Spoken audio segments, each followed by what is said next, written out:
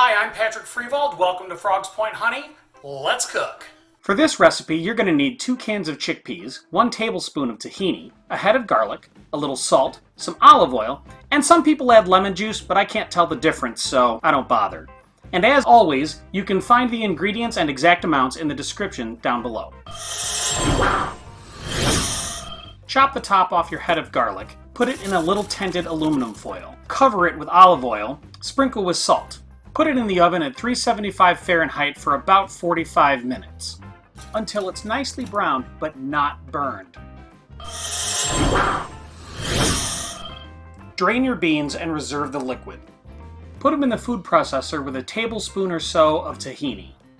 Add a half teaspoon of salt and the whole head of garlic. Each clove should squeeze right out of its skin pretty easily. Put the top on the food processor, get it started, and then add liquid a little at a time until the hummus gets to the consistency you want. Put it in a bowl and you're done.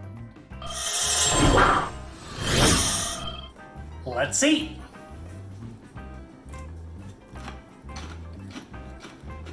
Thank you for watching, everybody. Please click like down below and don't forget to subscribe.